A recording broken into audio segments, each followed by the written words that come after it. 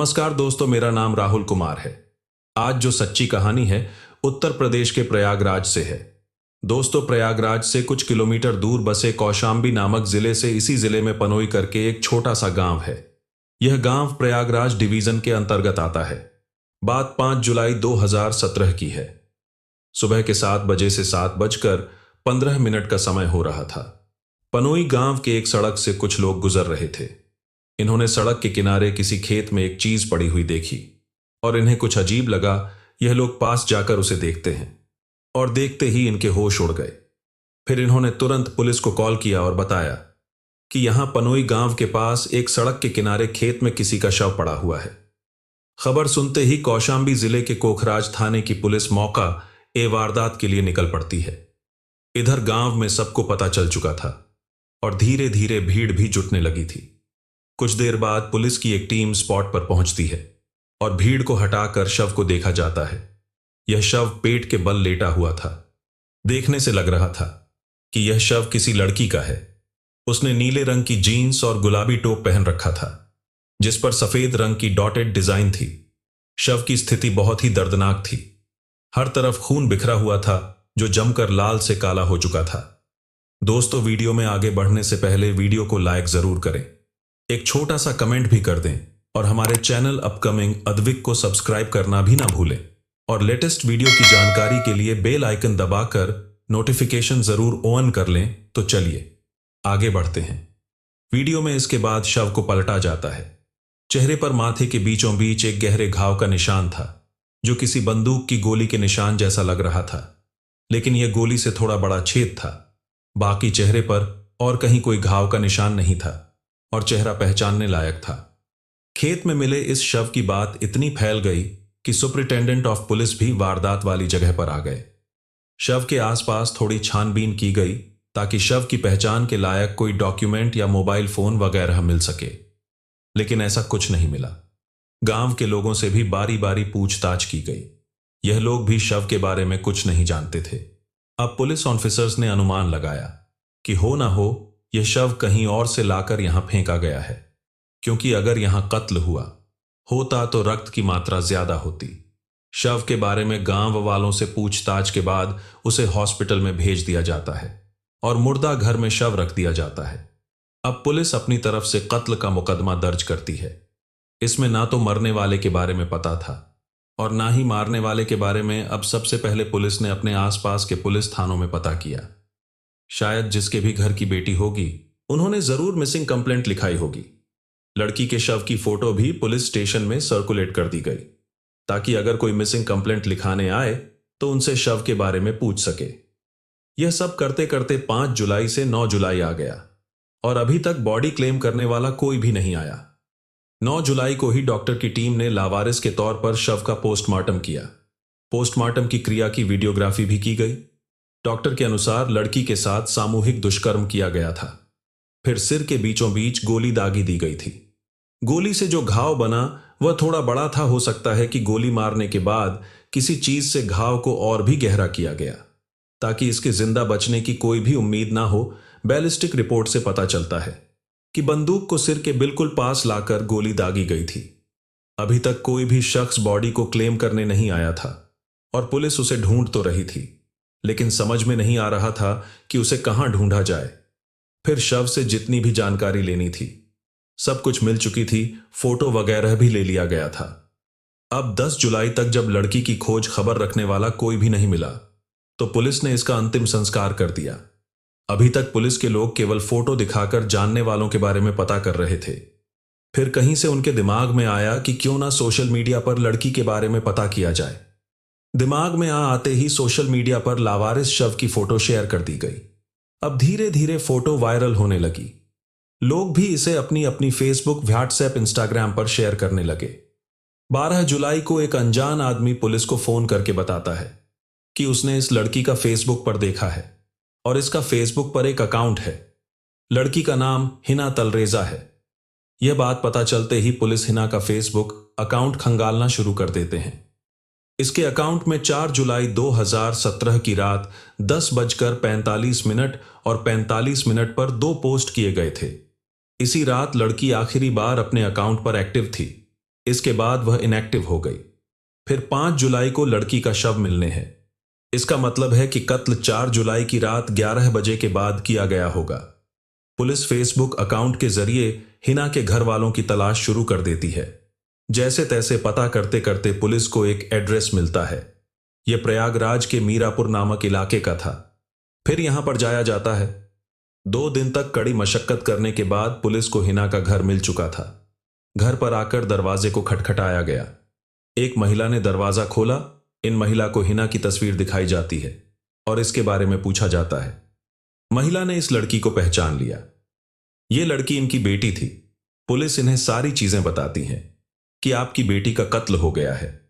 5 जुलाई की सुबह में हमें उसका शव बरामद हुआ था। और भी जो घटनाएं हुई थीं, सब कुछ बताया जाता है। हिना की माता का नाम था नीलिमा तलरेजा। यह और हिना यहां मीरापुर में एक किराए के घर में रहती थी। मां ने अपनी बेटी को पहचान तो लिया था, लेकिन उससे संबंध से इनकार कर दिया। यह हिना से रिश्ता तोड़ चुकी थी। इनका उस लड़की से कोई भी वास्ता नहीं था। उन्होंने कहा कि उसने उन्हें बहुत तकलीफ दी थी। इन्होंने आगे कहा कि 4 जुलाई की शाम 7 बजे वह दिल्ली जाने की बात कहकर घर से निकली थी। यह जानती थी कि हिना झूठ बोल रही है, लेकिन उससे कुछ बोलती नहीं थी, क्योंकि वह लड़की इनकी बात नहीं सुनती थी। वह अपने मन का काम करती थी। इन्होंने यह भी कह दिया कि उन्हें उसके कत्ल का कोई भी केस नहीं करना है। मेरा उस लड़की से कोई भी मतलब नहीं है। अब एक मां अपनी बेटी के बारे में ऐसे बोल रही है। यह सोचने वाली बात थी। हिना की मां के अलावा हिना का कोई भी ऐसा रिश्तेदार नहीं था जो मृतक का साथ दे, इसीलिए पुलिस खुद वादी बनकर हिना तलरेजा का केस दर्ज करती है और अपनी इन्वेस्टिगेशन को आगे बढ़ाती है। अब तक यह केस क्राइम ब्रांच के हाथ में जा चुका था। आगे तफ्तीश में पता चलता है कि हिना सिविल लाइन में किसी बार में काम करती थी। इसके बाद पुलिस पता लगाते लगाते सिविल लाइन के बार में पहुंचती है। यहां काम करने वाले लोगों की एम्प्लॉय लिस्ट मंगाकर देखी जाती है। अब तक 4 दिन और बीत चुके थे। 14 जुलाई से 18 जुलाई आ गया। ढूंढते ढूंढते पुलिस उस बार में पहुंचती है जहां पर हिना काम करती थी। बार संचालिका ने हिना के बारे में बहुत सारे खुलासे किए। हिना एक हंसमुख लड़की थी। सबसे हंसी मजाक करती थी। लोगों से जल्दी दोस्ती भी कर लेती थी। इसके फ्रेंड सर्कल में अमीर घराने के लड़के ज्यादा थे। हिना को शराब जैसे नशीले पदार्थ की लत भी लग चुकी थी। अगर इसके दोस्त कभी भी कहीं भी किसी भी समय शराब का इनविटेशन देते तो यह चली जाती थी, चाहे आधी रात ही क्यों ना हो। अभी तक पुलिस ने हिना के फेसबुक अकाउंट के जरिए उसके फोन नंबर भी पता कर लिए थे। अब इस नंबर के कॉल डिटेल्स निकलवाए जाते हैं। इसमें सामने आया कि हिना ने किसी अदनान नाम के लड़के से आखिरी बार बात की थी। अब अदनान के नंबर के बारे में पता किया जाता है। इसके नंबर से उसके एड्रेस के बारे में पता चल गया।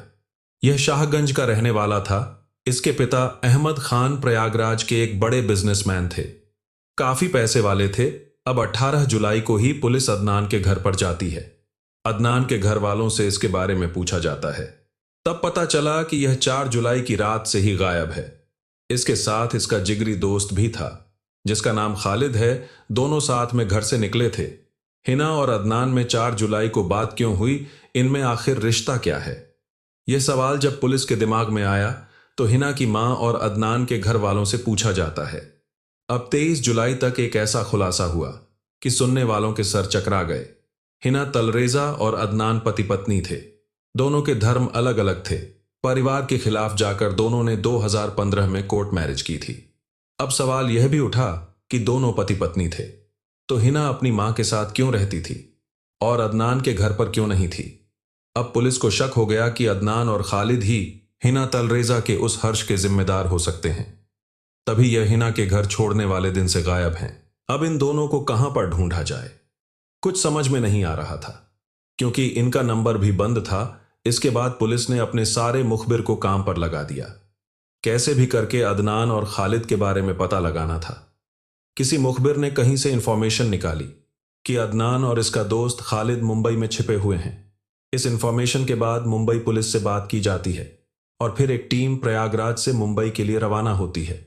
मुंबई पहुंचकर जब अदनान के घर पर जाया गया तो ना वह मिला और ना ही खालिद। इस जगह की हालत देखकर लग गया कि दोनों यहीं पर ठहरे हुए थे। लगता है कि इन्हें भी अपने किसी सोर्स से पता चल गया कि पुलिस इन्हें ढूंढती हुई यहां आ रही है, इसीलिए यह फरार हो गए। अब क्राइम ब्रांच की टीम थक हार कर प्रयागराज वापस आती है। फिर 29 जुलाई तक किसी मुखबिर से पता चला कि अदनान अपने 2 दोस्तों के साथ प्रयागराज में किसी मजार के पास घूम रहा है। अब क्या था, बिना देरी किए पुलिस मजार के पास पहुंचती है। पुलिस को देखकर अदनान और उसका दोस्त दोनों भागने लगते हैं। इनमें से 2 दोस्त बचकर निकल जाते हैं, लेकिन अदनान पकड़ा जाता है। उसे थाने लाकर पूछताछ की प्रक्रिया शुरू की जाती है। अदनान डर जाता है और पहली बार में ही अपना जुर्म स्वीकार कर लेता है। हिना तलरेजा इलाहाबाद के मीरापुर में अपने माता पिता के साथ एक किराए के घर में रहती थी। काम की तलाश में उसके पिता कहीं से यहां पर आए थे।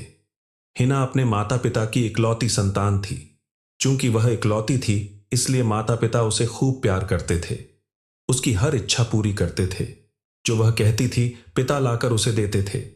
हिना को फैशन का भी काफी शौक था। वह हमेशा अच्छे कपड़े पहनती थी और फैशन में रहती थी। उसने फैशन डिजाइनिंग का कोर्स भी किया था। उसकी सारी इच्छा पूरी होने की वजह से वह थोड़ी जिद्दी हो गई थी। उसके माता पिता जो भी काम करने से मना करते थे, वह उसे भी करती थी। डांट फटकार केवल पिता ही करते थे, क्योंकि मां काफी सीधी सादी थी। वे कुछ बोल नहीं पाती थी। अगर वे बोलती भी थीं, तो हिना उन्हें हल्के में लेती थी। हिना ने बार आदि में जाना शुरू कर दिया था। वह शराब भी पीने लगी थी। वहां वह लोगों से मिलती जुलती और बातचीत करती थी। इसी तरह उसने कई लोगों से दोस्ती भी कर ली थी। उसके दोस्तों में ज्यादातर अमीर घराने के लड़के थे।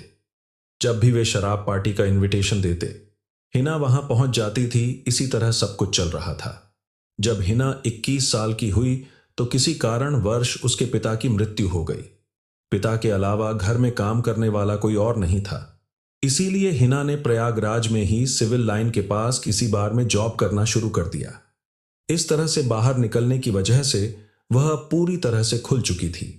उसे रोकने टोकने वाला अब कोई भी नहीं था। वह लोगों से इस तरह बात करती थी कि वे उससे आकर्षित हो जाते थे। हिना अपने फेसबुक पर भी पोस्ट किया करती थी। वहां भी उसके काफी फ्रेंड्स बन गए थे। यह बात 2015 के पहले की है। इसी में एंट्री होती है अदनान की। वह अमीर परिवार से था। उसके 2 दोस्त खालिद और विक्की हमेशा साथ रहते थे। अदनान जहां भी जाता, दोनों दोस्त साथ में जाते थे। यह लोग भी उसी कैटेगरी के थे। फिजूल की चीजों में पैसे उड़ाना, पार्टी करना और बार में जाना। फेसबुक बुक पर अदनान की मुलाकात हिना तलरेजा से होती है। हिना की फोटो देखते ही वह उस पर फिदा हो जाता है। फेसबुक के जरिए अदनान को हिना के काम करने वाली जगह के बारे में पता चलता है। अब क्या था, वह अपने दोस्तों के साथ सिविल लाइन के बार में पहुंच जाता है। अदनान की मुलाकात हिना से होती है। दोनों दोस्ती करते हैं। अब तो अदनान अक्सर उस बार में आने लगा। वह रेगुलर कस्टमर बन गया। जब अदनान पार्टी करता, तो हिना को भी उसमें इनवाइट करता था। हिना भी शराब पीती थी और वहां पहुंच जाती थी। इस तरह से दोनों की दोस्ती और भी गहरी होने लगी। अदनान हिना पर काफी पैसे भी उड़ाता था और उसके शौक पूरे करता था। हिना को भी अच्छे स्टैंडर्ड की लाइफ चाहिए थी, इसलिए उसकी भी रुचि अदनान में बढ़ने लगी। एक दिन मौका पाकर अदनान हिना को प्रपोज करता है। हिना ने भी प्रपोजल एक्सेप्ट कर लिया। अब तक 2015 का साल आ चुका था। दोनों का प्यार इतना बढ़ गया कि बात शादी तक आ गई। दोनों अपने अपने घर में एक दूसरे के बारे में बताते हैं। फिर दोनों के घर वालों ने इस रिश्ते से साफ मना कर दिया। हां करने का तो कोई सवाल ही नहीं था, क्योंकि दोनों के धर्म अलग अलग थे। हिना अपनी मां की बात नहीं सुनती थी, इसलिए उसे शादी करने में कोई दिक्कत नहीं थी। उधर अदनान भी अपने परिवार के खिलाफ जाकर हिना से कोर्ट मैरिज कर लेता है। फिर 1 साल बाद दोनों में थोड़ा कहा सुनी शुरू हो जाती है। अदनान जानता था कि हिना एक बार में काम करती थी और शादी के बाद भी वह यह काम कर रही थी। वह शराब पीती थी और उसके काफी दोस्त भी थे, जिनसे वह खुलकर बातें करती थी और घूमती फिरती थी। लेकिन अदनान चाहता था कि वह अपना काम छोड़ दे और घर पर रहे, किसी दूसरे आदमी से बात ना करें। हिना तो पहले से ही ऐसी थी, यह अपने माता पिता की बात नहीं सुनती थी, तो अपने पति के कैसे सुनेगी। और वह अपने मन का करती है। इन सभी बातों को लेकर के दोनों में काफी झगड़े होते हैं। बात इतनी बढ़ गई कि अलग अलग रहने लगे। हिना अपनी मां के घर मीरापुर चली गई। वैसे इसकी शादी की वजह से मां ने इससे रिश्ता तोड़ दिया था। इधर अदनान अपने घर शाहगंज में रहने लगा। चूंकि अदनान के घर वाले इसकी शादी को नहीं मानते थे, इसलिए उन्होंने अपने पसंद की एक लड़की ढूंढी और अदनान की शादी करवा दी। अब यह शादी अदनान ने परिवार के दबाव में की या हिना से पीछा छुड़ाने के लिए अपनी मर्जी से की, यह नहीं पता चला, लेकिन इसने हिना को बिना बताए बिना उसको डाइवोर्स दिए दूसरी शादी कर ली। अब ऐसी बात आखिर कितने दिनों तक छिपी रहेगी। हिना अदनान के दोस्तों को भी अच्छे से जान थी। कहीं से इससे पता चल गया कि अदनान ने दूसरी शादी कर ली है। हिना जानती थी कि इसने मुझे बिना बताए शादी कर ली।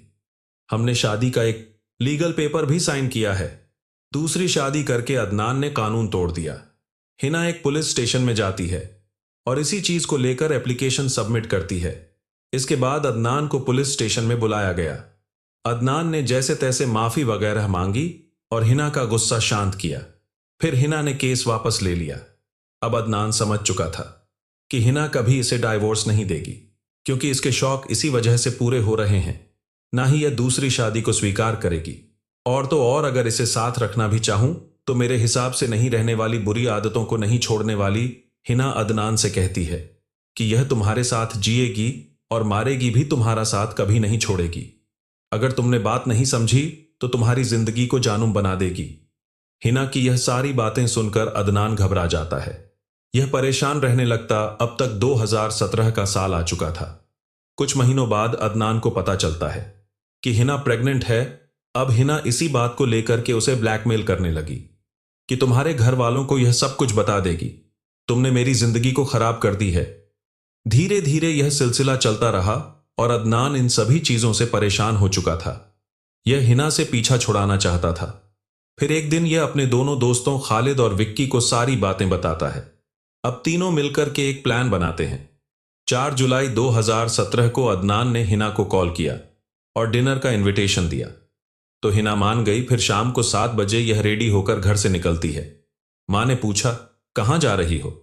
इसने बोला, दिल्ली जा रही हूं। यह बोलकर हिना घर से निकल गई। अदनान एक कार से था। इसने हिना को पिक किया। गाड़ी में अदनान के दोस्त खालिद और विक्की भी बैठे हुए थे। गाड़ी चल पड़ती है। रास्ते में सभी लोग शराब पीते हैं। फिर यह एक लोकल ढाबे पर पहुंचते हैं जहां पर अदनान और हिना अक्सर आया करते थे। यहां खाना खाने के बाद चारों गाड़ी में बैठकर निकल पड़ते हैं। रास्ते में इनकी पार्टी चल ही रही थी। फिर एक सुनसान जगह पर गाड़ी रुकते हैं। फिर अदनान के इशारे पर साथ आए दोस्त और यह खुद भी मिलकर गाड़ी में हिना के साथ सामूहिक दुष्कर्म करते हैं। हिना मदद के लिए चिल्ला रही थी, लेकिन कोई सुनने वाला नहीं था। फिर अदनान ने बंदूक निकाली और हिना के सिर पर गोली दागी दी। इसके बाद चाकू से घाव को और भी गहरा किया ताकि इसके बचने का कोई भी चांस ना रह जाए। इसके बाद फिर से गाड़ी चल पड़ती है। इन्होंने हिना के पॉकेट से इसके सारे पहचान की चीज, मोबाइल वगैरह निकाल लिए। फिर गाड़ी थोड़ी दूर पर रुकती है। इन्होंने हिना के शव को खेत में फेंक दिया और फरार हो गए। कत्ल के 8 दिन बाद जब पुलिस ने मृतक की पहचान कर ली तो ये तीनों अपराधी राज्य छोड़कर भाग गए। बाद में मजार से अदनान पकड़ा गया। इसके बयान के आधार पर चार्जशीट तैयार हुई और कोर्ट में दाखिल की गई। बाद में इसका एक और साथी पकड़ा गया। इस केस में टोटल 4 आरोपी बनाए गए थे। चौथा